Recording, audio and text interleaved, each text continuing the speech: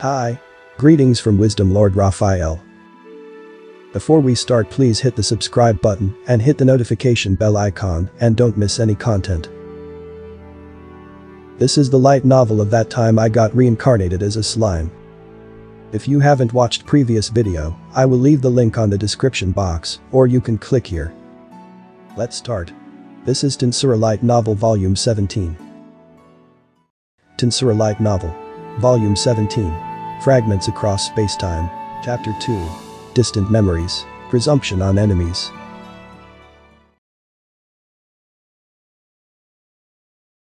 With the help of the Emperor, Velgrind was able to get a general idea of the situation. This world cannot be brought back to life and will soon fall into the hands of the invaders. The leaders of each country are aware of this fact, but they have allowed the military, which embodies the will of the people, to run amok to the point where there is no longer anything that they can do about it. So, what's going on with your enemy's movements? The enemy coalition fleet had defeated the Imperial Navy of which Kondu belonged, but its subsequent movements are unknown. There were supposedly some remaining Imperial ships, but they had completely lost contact with them. Originally, they surrendered when their defeat was confirmed. That information should have reached the home country as well, but that is not the case. As for our own judgment, we are guessing that they were captured by the demon. It is possible that the enemy is not bound by the rules of humanity and therefore did not allow them to surrender, but I'm also curious about Kondu's words. Based on the expression that he was taken over, I wonder if the demons have a propensity to possess people. If so, the survivors are doomed. Someone was assigned to bring back information. And yet we haven't heard from them. That explains the situation if they were all possessed by demons. There's nowhere to run on the Great South Sea. Each country has approached their fleets, but they haven't responded. There's no reason to lie here, so I think it's safe to assume that our forces have been taken. It's one of the possibilities, but if that's true, the situation was bad. Even mankind's greatest swordsman is no match for the enemy leader. Moreover, elite soldiers could be sacrificed to the enemy monsters. Moreover, the army won't be able to intercept them.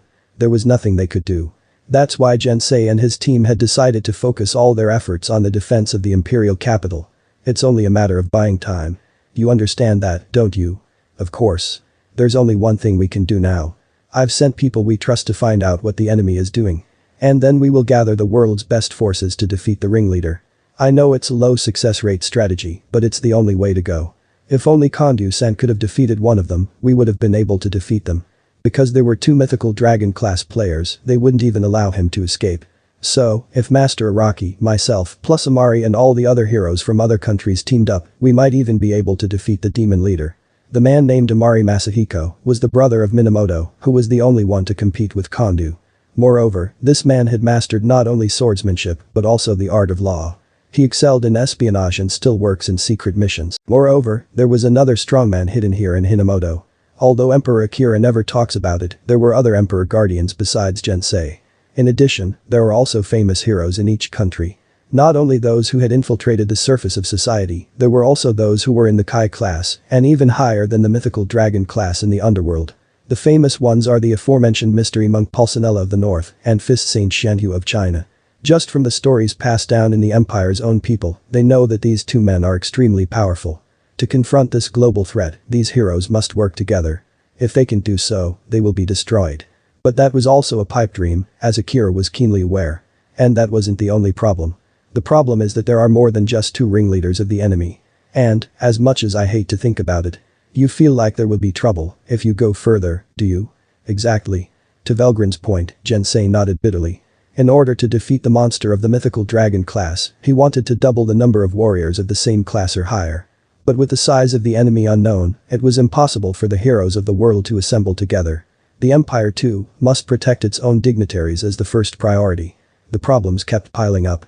It would be best if they could lure the monsters of the mythical dragon class individually. Even if that was not possible, they still have to fight only the number of monsters they can win against. If they were outnumbered, then they would be defeated. However, this is when things changed.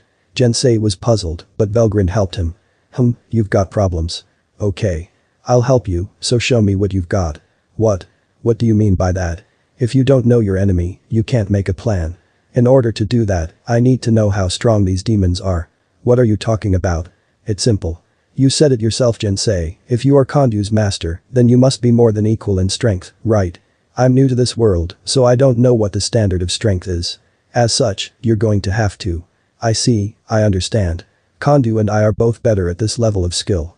I have profound secrets that I have yet to show you, and I have supreme secrets that should only be told to the head family. However, that man's conviction was admirable. His spirit was fierce, and his determination to win was extraordinary. You must leave it to chance if you are serious about this. In short, it's an even match. A little difference is an error for Velgrind. It was good enough for the standard though, so she decided to try it out.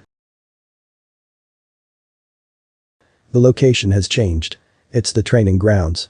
Densei excused Minamoto from the room because he couldn't show his supreme inner secrets to him, so no one but the Emperor is here to witness the event. Velgrind remains poised and stares blankly at Densei. Densei shows slight hesitation, his favorite sword in hand. The silken robe doesn't impede her movements, but it is unsuitable for combat by all accounts. And it wasn't likely to have much defense. If Densei were to make a serious move, it would be a deadly one. He was unlikely to win against a Velgrind, but he thought it might hurt her. Densei decided to ask Velgrind. I want to ask you one question. I know this is rude, but are you sure you're serious? You may not be safe when you're dealing with the inner workings of our school. Velgrind understands that this is a question out of concern to her. She could have ignored it, but decided to reassure Densei. There is also a speculation that that person will be able to demonstrate his abilities. That's nice of you. But don't be alarmed. Your weapon, the sword. It looks pretty old and good quality, but I'm afraid it doesn't work for me. So, don't worry about it, just come at me and give it your best shot. In fact, Densei's sword was only less than unique grade in performance. In this world where magic was weak, swords could not evolve. Then Densei responded to Velgrind's challenge. Yeah. Concentrating his explosive fighting spirit, he unleashed the supreme profound effect of a Boroshin Merek, the eightfold Sakura, the eightfold flower flash. But alas, the flower did not bloom. The great technique was stopped by the tips of Velgrind's fingers. A shape-shifting sword streak, but not a split. Even if it was too fast for an ordinary person to catch, it was too slow for Velgrind. If you're serious about that, that's enough. I'm here. It was too late to put it to rest with words like ability gap. There was an insurmountable gap between Densei and Velgrind, between heaven and earth, or even more so. This result made it clear. Thus, in exchange for Densei's disappointment, Velgrind had obtained the correct information. Densei's 8 flowers, an art that had been passed down only to the original family, had never been taught to Kondu. There is no doubt that it is the greatest and most powerful weapon in this world.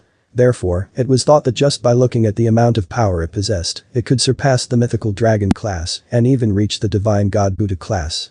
Are you really a god? Although it was my brother who created the world, he's not a god. Well, in our perception, we call it a god. The concept of God is one that is perceived differently at different times and places. I don't care what you think, but you have to remember that there are some beings that can destroy me. Velgrind was reminded of a laid-back slime. It's annoying to think that she lost to that thing, but there's no doubt in her mind that she wouldn't win another fight. That doesn't make Rimuru God, does it? I guess the bottom line is that his category doesn't exist, right? And then Velgrind thought about it. Honestly, thinking about it won't give her an answer, so she switched her thinking immediately. What's important is the enemy of this world. It's about the demon. Alright, thank you for your help. This made me realize how immature and small I am. I'll use this experience as an inspiration to work harder in the future. Densei just shrugs off such comments. And Velgrind quickly put together a theory. Densei and Kondu are roughly equal. However, his strength was far less powerful than Kondu's was when they first met. Most of the humans in the material world die from the dense concentrations of magical elements once they cross the world. But a few were reborn by remodeling, transforming their bodies into powerful beings. These were the otherworlders of Velgrind's homeland. That's right, I've forgotten. This world is very low in magic. That's why it's harder to cast a spell, and the level physical strengthening is low. Their physical strength is innate, so it's rather amazing that they can even be this powerful. And so Velgrind made her decision, remembering the shock she felt in her fingertips. Back home, it was as powerful as a rank A. She was impressed by what he can do with a rare grade weapon. Now then, you can imagine the strength of the enemy. I guess the demon class is about B rank to A- rank. The mythical dragon rank is about A- rank. If so, the demon must be a phantom race. The phantom race is an aggressor tribe, a half-mental life form. In the material world, it could only be active for a short time without incarnation. Particularly in this world where magic is scarce, its energy efficiency would have been too low if it had not possessed a human. Therefore, if it uses its true strength, its human body would not be able to withstand it. He's getting weaker. Well, this world isn't protected by magical elements, so if you use too much power, it might destroy it. If they're destroying it, or even invading it, do they control its power? That's probably why Kondu's current strength was so important in a fight. If the phantom race is serious, then the inhabitants of this world don't stand a chance. Velgrind concluded and smiled at her good fortune to be here now. Velgrind was confident that with her, they could better manage to deal with the Demon King Feldway, the leader of the phantom race. However, it was unlikely that Feldway would be sent to this invading region, so that concern was unnecessary. In fact, it was just as Velgrind had predicted. The men who were invading this world were an advance force of monsters under Kornu's command. Also, the size of the underworld gate that spontaneously appeared in this world was so small that it was impossible for Kornu's main body to appear. It was currently in the process of expansion, giving them a little more time to take over the world. She hadn't been able to see that accurately, but it was enough for Velgrind. Jensei appears to be maintaining a sense of normalcy, but he is actually depressed. Naturally.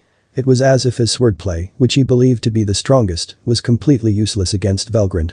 Even his secret techniques couldn't reach her.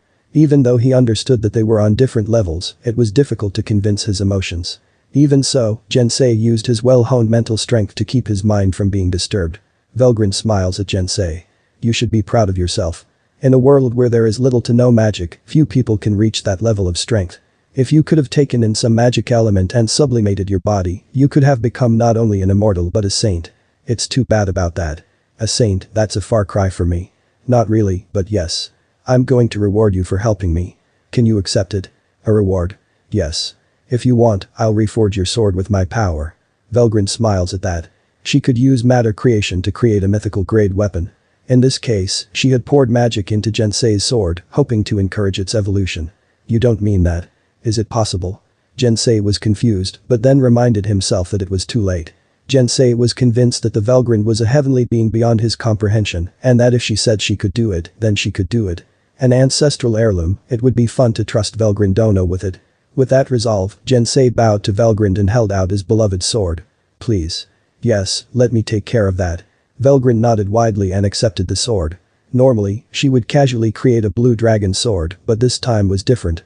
Carefully, she assessed the composition of the sword and poured her magical elements into it, making delicate adjustments. Velgrind's work continues with a more serious expression than the one she had in battle. Then, about 30 minutes passed. With an old blacksmith's skillful technique and the magic that Velgrind controlled completely, together, they gave the sword a mythical glow. Finished. It was a weapon evolution that would normally take hundreds to thousands of years, but in such a short time, Velgrind had forged Jensei's beloved sword into a mythical grade sword. This is the best weapon in the world now, isn't it? Even so, you can't possibly use it right now. Still, the sword has a will. If the sword approves, it will help you a bit. I don't know if that will be you or one of your descendants. Velgrind laughed. The smile was so beautiful that it bewitched Jensei's heart. That's all for today, hope you guys enjoy it. Please check my other videos. Don't forget to like, share, subscribe and hit the notification icon. And don't miss any updates. Thank you for watching.